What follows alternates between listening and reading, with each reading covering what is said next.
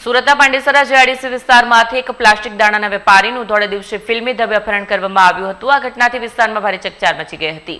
જોકે સુરત અને તાપી પોલીસની સંયુક્ત રીતે કામગીરીએ અપહરણકારોને વ્યારા ટોલ નાકા પાસેથી જ ઝડપી લેવામાં આવ્યા। માહિતી મુજબ પાંડેસરા જેઆઈડીસી વિસ્તારમાં પ્લાસ્ટિક દાણાનો વેપાર કરતા એક વેપારીને કેટલાક શખ્સોએ અગાઉથી બનાવેલી યોજના અંતર્ગત ધોળે દિવસે ઉઠાવી લીધા।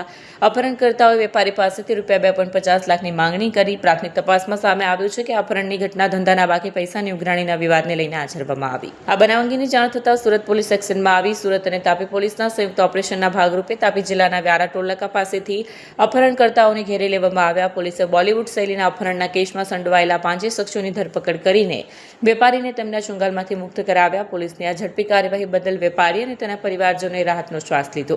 હાલમાં પોલીસે તમામ આરોપીઓ સામે ગુનો નોંધીને આ મામલે વધુ તપાસ હાથ ધરી છે। કેમેરામેન હકીમ શેખ સાથે વસીમ હાસમીનો રિપોર્ટ, આઝાદ ન્યૂઝ, સુરત।